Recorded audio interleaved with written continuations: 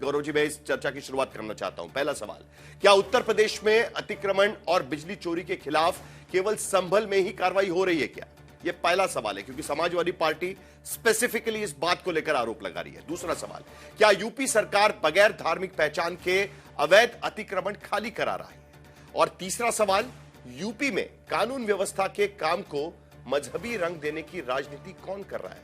क्योंकि समाजवादी पार्टी का मानना है कि जानबूझकर यह कार्रवाई सिर्फ उन्हीं लोगों के खिलाफ हो रही है जो मुसलमान समुदाय से आते हैं। गौरव भाटिया जी, पहला सवाल से ही शुरुआत करते हैं, क्योंकि जो कार्रवाई यहां पर हो रही है संभल में, हम पिछले साल भर से अलग अलग तरीके की कार्रवाई देख रहे हैं। कभी अतिक्रमण की कार्रवाई देख रहे हैं, कभी मस्जिद के खिलाफ कार्रवाई देख रहे हैं, कभी बिजली चोरी की कार्रवाई देख रहे हैं। वहां के समाजवादी पार्टी के सांसद के खिलाफ भी कार्रवाई की गई थी, लेकिन विपक्ष बार बार यह आरोप लगा रहा है कि यह बिजली चोरी के खिलाफ केवल संभल में ही कार्रवाई हो रही है, एक टेम्पलेट बनाने की कोशिश, यह आरोप लगाया जा रहा है। गौरव जी।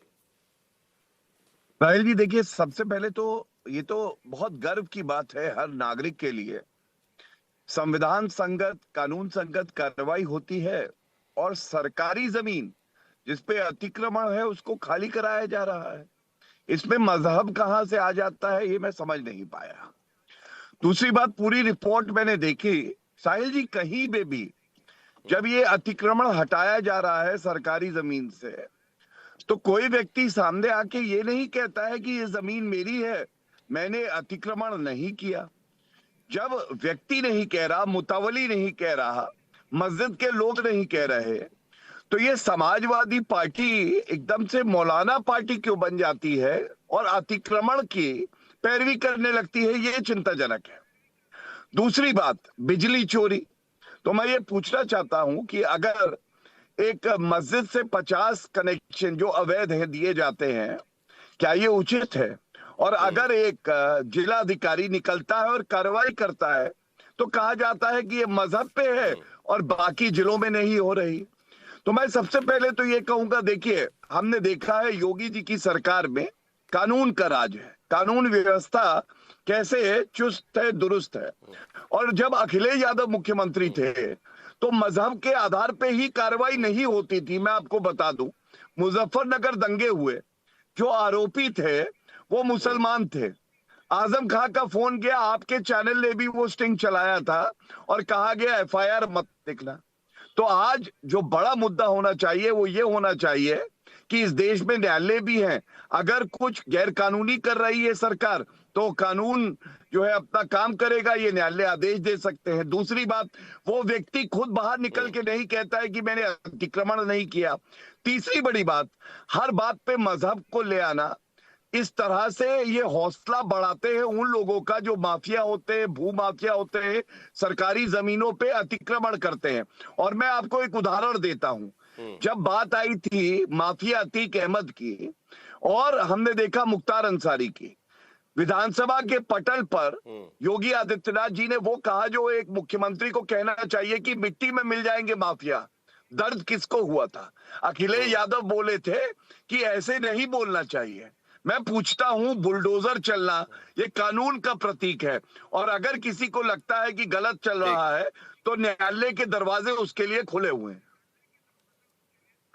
ठीक है, कुल मिलाकर ये पूरी कार्रवाई अमित जमई जो कहा जा रहा है वो इस बात को लेकर कहा जा रहा है कि अदालत से इजाजत लेकर, बाकायदा नोटिस देकर यह कार्रवाई की गई है। और उसका एक उदाहरण मैंने इस चर्चा के दौरान रखा भी था कि असमोली थाने में जो हाजीपुर के भीतर कार्रवाई हुई, वहां तो नोटिस के बाद लोगों ने खुद ही हथौड़े से वो मस्जिद वहां पर गिरा दी और कहा कि भाई ये अवैध है, इसको हम गिराना चाहते हैं। दूसरी जो कार्रवाई वहां पर हुई, 1500 वर्ग मीटर की जमीन पर अवैध मदरसा बना था, वहां पर भी कार्रवाई की गई, बाकायदा अनाउंस किया गया कि हम वहां पर कार्रवाई कर रहे हैं। सवाल बीजेपी ये उठाने की कोशिश कर रही है कि आपको हर जगह पर मुसलमान नजर आते हैं, कार्रवाई अवैध निर्माण के खिलाफ है, धर्म विशेष के खिलाफ नहीं है। साहिल जोशी जी, आप ही के चैनल ने जो कुछ संभल के बारे में दिखाया है, ऐसा लगा कि संभल जो है पाकिस्तान ऑक्युपाइड कश्मीर में हो, क्योंकि संभल में जितनी कार्रवाइयां हो रही हैं, ये आपका वहाँ का जो तहसीलदार है धीरेन्द्र कुमार, उसने एक भाषा का इस्तेमाल किया, आपने सुना उस भाषा के बारे में? वो ये कह रहा है कि छत घर से जुदा हो जाएगी। ये तो आतंकवादी की भाषा है। एक राजस्थान में जो एक हमारे हिंदू भाई की हत्या हुई, तो जो आतंकवादी था उसने कहा कि सर तन से जुदा। ये धीरेन्द्र कुमार जिसने पीसीएस ऑफिसर ये होगा, जिसने संविधान की शपथ ली है, ये बोल रहा है कि छत घर से जुदा हो जाएगी। तो चाहे ये राजेंद्र पेसिया डीएम हो संभल, इन दोनों के बारे में हम इतना कहना चाहते हैं कि आपका जो बुलडोजर है ब्राह्मणों पे चलता है, दलितों पे चलता है, पिछड़े समाज के लोगों पे चलता है, मुसलमानों पे चलता है। अपनी वीआरएस की जो डेट है उसको अच्छे से नोट कर लेना, क्योंकि 2027 में मैं बहुत जिम्मेदारी से बता रहा हूं कि जो मुख्यमंत्री को तुम लोग जो समझते हो ना कि ये इनएफिशिएंट मुख्यमंत्री है, आपकी इन्हीं हरकतों से वो खुश होते हैं ना, तो 27 में आपको उत्तर प्रदेश में जगह नहीं मिली। या तो आप वीआरएस ले लेंगे या तो आप सुबह छोड़ के आपको बाहर जाना पड़ेगा, क्योंकि जिस तरह से ब्राह्मणों पे जुल्म है, पिछड़ों पे है, दलितों पे है, मुसलमानों पे है। हमारे यहाँ पर जो आप हमें ये बताइए, तहसीलदार है, आप हमें ये बताइए, नहीं सुनिए तो हाँ एक सेकंड सुन लीजिए ना। जो तहसीलदार का स्टेटमेंट हमने यहां पर चलाया, आपने लाइन सही इस्तेमाल की कि छत घर से जुदा हो जाएगा। उससे पहले की लाइन ये थी कि अतिक्रमण पाया गया, अवैध निर्माण पाया गया तो छत घर से जुदा हो जाएगा। अतिक्रमण के खिलाफ कार्रवाई अदालत से परमिशन लेकर कार्रवाई, लेकिन फिर भी आपको लगता है कि ये जानबूझकर कार्रवाई है। मैं ये कहना चाह रहा हूं साहिल भाई, मैं आप बहुत जिम्मेदारी से कहना चाह रहा हूं, लखनऊ का 90% हिस्सा उसका मैप नहीं है। हमारे डीजीपी विक्रम साहब बैठे हुए हैं, वो लखनऊ में एक लंबा रहे हैं।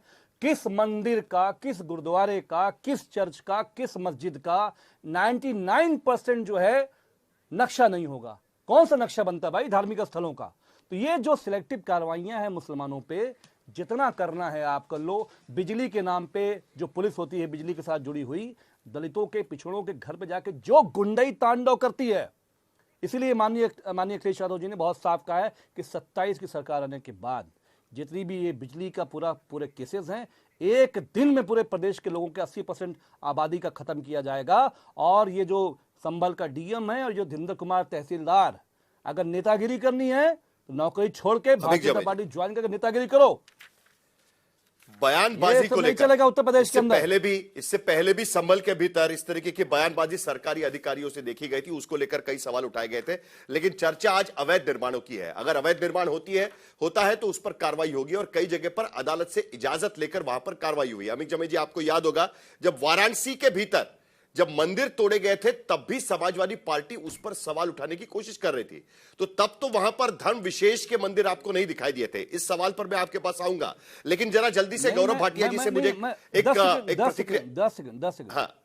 10 सेकंड चलिए। देखिए, जब सड़क चौड़ीकरण के नाम पे वाराणसी में हमारी सारी पुरातन मंदिरों को ढहाया गया, समाजवादी पार्टी लड़ी उसके खिलाफ। अयोध्या जी में हमारे पुरातन धरोहर को जिस तरह से नरेंद्र मोदी ने उत्तर प्रदेश के वही तो बात है, सनकीपन में सड़क नहीं, हम बोलो उसके खिलाफ की बात आप छीनने की कोशिश कर रहे हैं।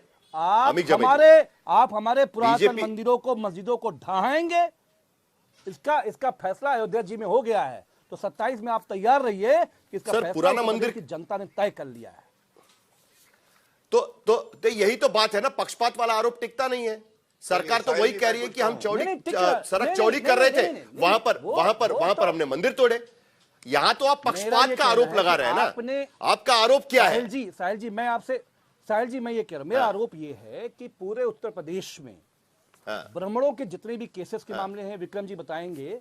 अनुपम दुबे का फर्रुखाबाद का एक मशहूर केस है। सुप्रीम कोर्ट ने आदेश दिया था कि आप उनके परिवारों से जुड़े हुए जिन के लोगों का आपने उनके मकान के होटल को गिराने का काम किया है, ये काम उत्तर प्रदेश की सरकार का नहीं है ना, ये पुलिस का है। लेकिन को ये लगता है कि मुख्यमंत्री सिलेक्टिव कार्रवाई इनएफिशिएंट है, उसको नहीं आता है कि शासन कैसे कराया जाए। तो मुसलमानों को गिराओ, खुश हो जाएंगे, ब्राह्मणों को गिराओ, बाबा खुश हो जाएंगे। टेम्पलेट संभल मतलब टेम्पलेट।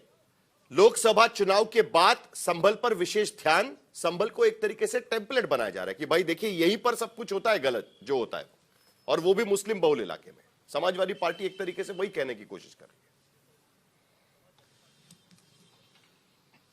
है। नहीं साहिल जी, सबसे पहले तो मैं आपत्ति दर्ज करता हूं, कड़ा विरोध करता हूं। सोचिए, गुंडा पार्टी के प्रवक्ता आज तक पे लाइव डिबेट में बैठ के धमकी दे रहे हैं तहसीलदार को और डीएम को। ये क्या है भाई? आप बताइए, राजनीति ऐसे होगी क्या? तुम्हारा वीआरएस देख लेंगे, 27 में हमारी सरकार आ रही है। क्या किसी पार्टी को क्या उसके प्रवक्ता को ये शोभा देता है? एक सरकारी शोभा नहीं देता अफसर है, ईमानदारी से शोभा नहीं अपना देता काम है। कर रहा है, दोबारा अतिक्रमण जिम्मेदारी से हटा बोल रहा रहे है। हैं, दोबारा बीच में नहीं जिम्मेदारी से बोल रहे हैं। शांत कराइए, छत घर शांत से कराइए। जुदा, ये बीजेपी आरएसएस की शांत भाषा कराइए। है। बीच 27 में में ना या बोले। तो वीआरएस में साहिल जी, लेना आपकी या जिम्मेदारी। तो उत्तर प्रदेश छोड़ देना। गौरव भाटिया जी, अमित जी, आपका पैंट और सुनिए, पजामा अमित तो अमित जी, दुनिया साहिल देख जी, चुकी ये गलत है, देखिए। आप बोलने लायक नहीं अरे है।